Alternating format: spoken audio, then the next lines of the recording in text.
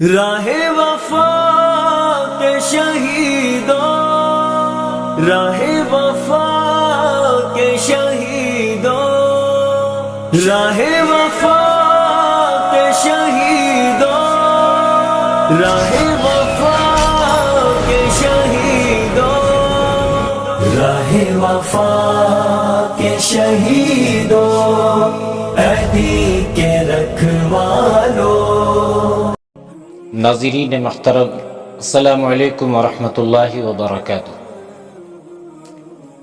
اب آپ کی خدمت میں فاتح مصر قسط نمبر پیش کی جاتی ہے۔ بسم اللہ الرحمن الرحیم۔ اس دور کے قاصد ایسے نہیں تھے کہ پیغام لے کر چلتے تو اپنی مرضی کی رفتار سے جاتے اور خوش ہوتے کہ چلو میدان جنگ سے تو کچھ دنوں کی چھٹیاں ملی۔ وہ قاصد بھی مجاہد تھے، ان کا بھی جذبہ تھا اور اپنے اس فرض پر جان قربان کر دینا ان کا ایمان تھا۔ پیغام رسانی کا انتظام بڑا اچھا تھا۔ تھوڑے تھوڑے فاصلے پر چوکیاں قائم کر دی گئی تھیں جہاں تازہ دم اور نہایت تندرست گھوڑے موجود رہتے تھے۔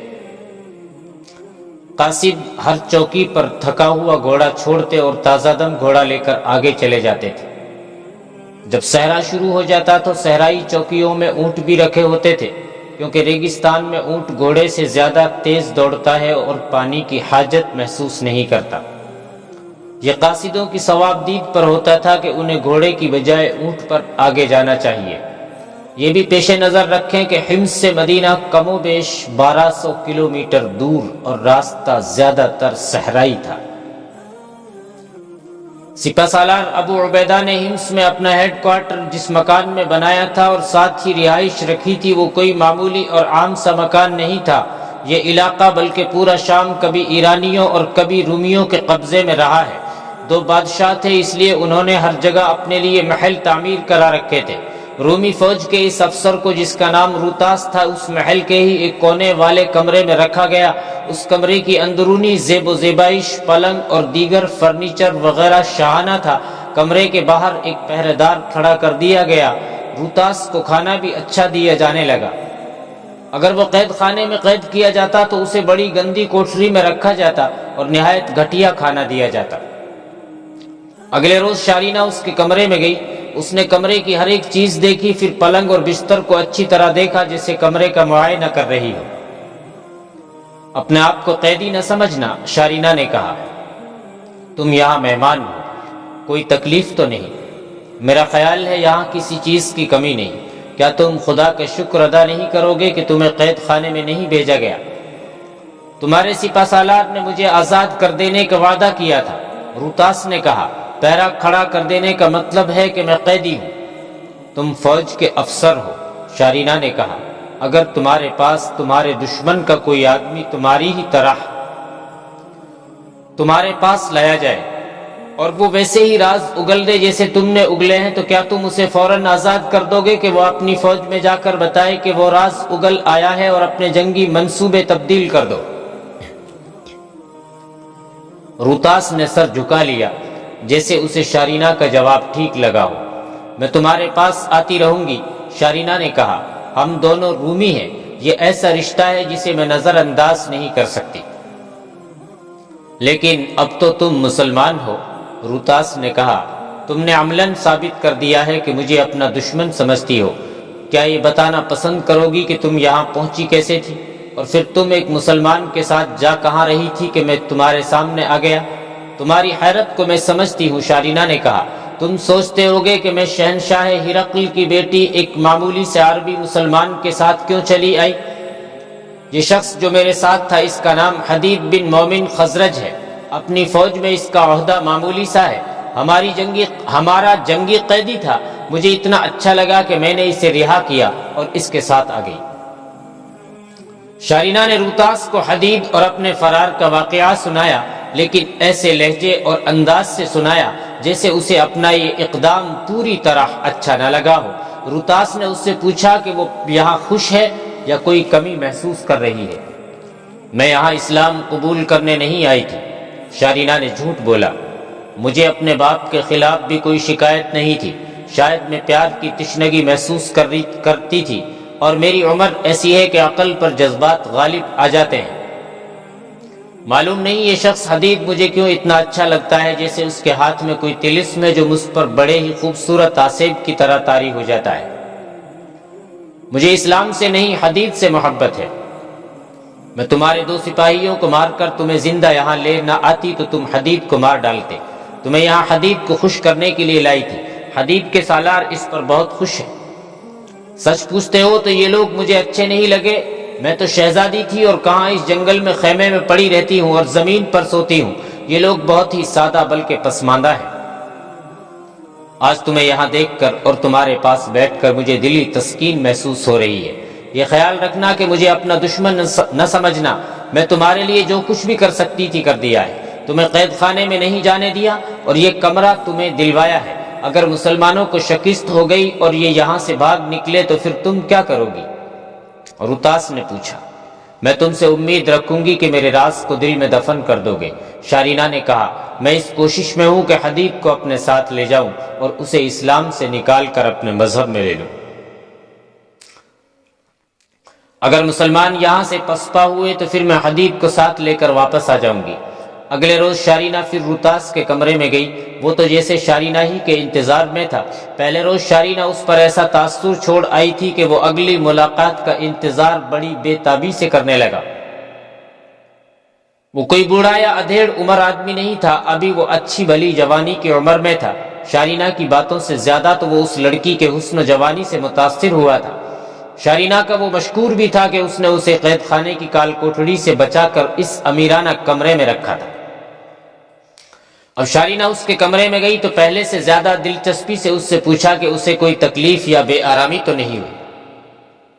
نہیں، روتاس نے کہا، تم نے اگر میرے پاس آنا چھوڑ دیا تو مجھے بہت تکلیف ہوگی۔ میں رومی فوج کے حملے کا انتظار کر رہی ہوں، شارینہ نے کہا۔ معلوم نہیں ہرقل کس انتظار میں ہے۔ یہ تو بڑا ہی موزوں وقت ہے کہ حمص کو محاصرے میں لے لیا جائے۔ شہر کے اندر فوج بہت تھوڑی ہے، یہ لوگ زیادہ دن مقابلہ نہیں کر سکیں گے۔ ہو جائے گا، روتاس نے بے پرواہی سے کہا، یہ بادشاہوں کے اور جرنیلوں کے معاملات ہیں۔ تم جو تھوڑا سا وقت میرے ساتھ گزارنے آئی ہو اسے میں خاک و خون کی باتیں کر کے بے مزہ نہیں کرنا چاہتا۔ ہرقل جب مناسب سمجھے گا فوج کو پیش قدمی کا حکم دے دے گا، کوئی اور بات کرو۔ شارینہ نے محسوس کیا کہ روتاس اسے کوئی اور جنگی معاملے کی بات بتانے سے گریز کر رہا ہے۔ اس کا انداز ایک تو ٹالنے والا تھا اور دوسرے یہ کہ وہ شارینہ جیسی حسین و جمیل لڑکی کے ساتھ شگفتہ اور رومانی باتیں کرنا چاہتا تھا۔ شارینہ نے اس کے ساتھ ایسی ہی ہلکی پھلکی پرلطف باتیں شروع کر دی۔ میری ایک ضرورت پوری نہیں ہو رہی، روتاس نے کہا، میں شراب کے نشے سے ٹوٹا ہوا ہوں۔ تم جانتی ہو کہ ہم لوگ پانی کی طرح شراب پیتے ہیں لیکن یہاں ایک قطرہ دیکھنے کو بھی نہیں ملتا۔ تم شاید نہیں جانتے، شارینہ نے کہا، مسلمان شراب نہیں پیتے۔ یہی نہیں کہ یہ شراب نہیں پیتے بلکہ اسے گناہ سمجھتے ہیں اور شراب پینے والے کو سزا دیتے ہیں۔ شارینہ بڑی ذہین اور فہم و فراست والی لڑکی تھی۔ روتاس نے شراب کا نام لیا تو شارینہ کو یاد آیا کہ اس کی قوم تو اتنی شرابی ہے کہ پانی نہ ملے تو نہ صحیح شراب ضرور مل جائے۔ شارینہ نے سوچا کہ یہ روتاس کی ایسی کمزوری ہے جسے ہاتھ میں لے لیا جائے تو اس کے اندر سے سارے راز نکالے جا سکتے ہیں۔ یہی سوچ کر شارینہ نے شراب ہی کی بات چلنے دی اور ایسی باتیں شروع کر دی کہ روتاس شراب کی طلب پہلے سے زیادہ محسوس کرنے لگا۔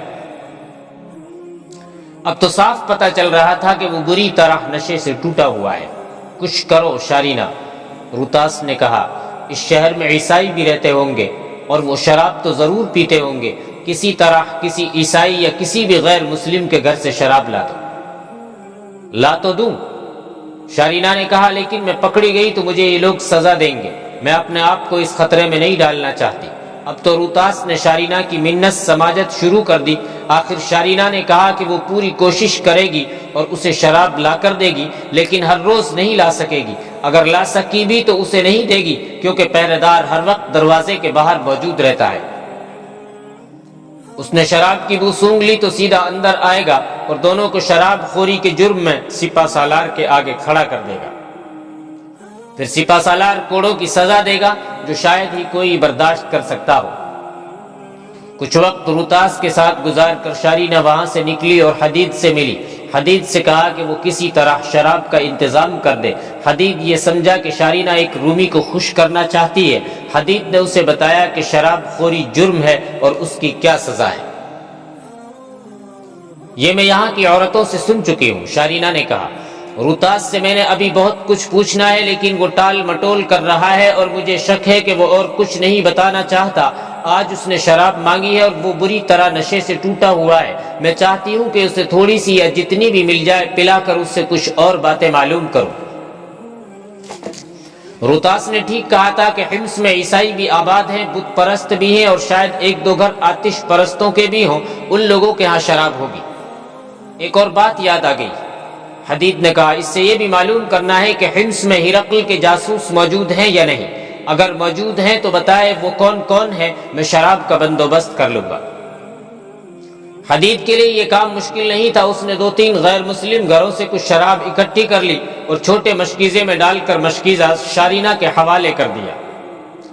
اس کے ساتھ ہی حدید نے شارینہ کو بتایا کہ وہ سپہ سالار سے اجازت لے لے گا اور روتاس سے مزید راز اگلوانے کے لیے اسے شراب پلانا ضروری ہے، اس کی اجازت دے دی جائے۔ حدید نے سپہ سالار سے یہ اجازت بھی لے لی اور طے یہ پایا کہ روتاس کو نہ بتایا جائے کہ شراب نوشی کی اجازت لے لی گئی ہے، بلکہ اسے اس تاثر میں رکھا جائے کہ اسے چوری چھپے شراب پلائی جا رہی ہے۔ پہرے داروں کو بھی کہہ دیا گیا کہ انہیں کمرے سے شراب کی بو آئے تو اسے نظر انداز کر دیں۔ اگلے روز شارینہ شراب کا ایک چھوٹا سا مشکیزہ ایک چادر میں لپیٹ کر روتاس کے پاس گئی اور اسے بتایا کہ اس نے بہت بڑا خطرہ مول لیا ہے اور اب وہ بچ بچا کر پی لے۔ روتاس نے شارینہ سے مشکیزہ اس طرح لیا جیسے اس سے چھینا ہو۔ شارینہ نے کمرے کا دروازہ بند کر لیا۔ روتاس نے شراب گلاس میں ڈال کر پینی شروع کر دی اور شارینہ سے کہا وہ بھی پیے، لیکن اس لڑکی نے انکار کر دیا۔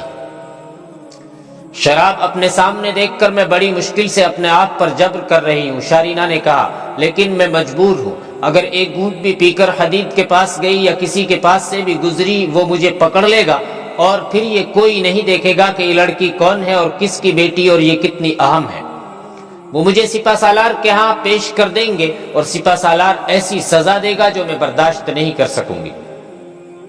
اس دوران روتاس پیتا ہی چلا گیا اور اب اس نے جو باتیں کی ان میں ہلکی پھلکی لڑکھڑاہٹ تھی، وہ نارمل حالت میں رہا ہی نہیں تھا۔ میں واپس جانا چاہتی ہوں، شارینہ نے کہا۔ یہاں کی پابندیاں دیکھو کہ شراب بھی نہیں پینے دیتے۔ معلوم نہیں شاہ ہرقل کب حملہ کرے گا۔ حمص سے مسلمان بھاگے تو میں یہیں رہوں گی۔ تم مجھے بتاتے کیوں نہیں کہ حملے میں اتنی تاخیر کیوں کی جا رہی ہے؟ میں تو سوچتی ہوں کہ مجھے موقع ملے تو میں ہرقل کے پاس پہنچ جاؤں اور اسے کہوں کہ یہی وقت ہے حملے کا۔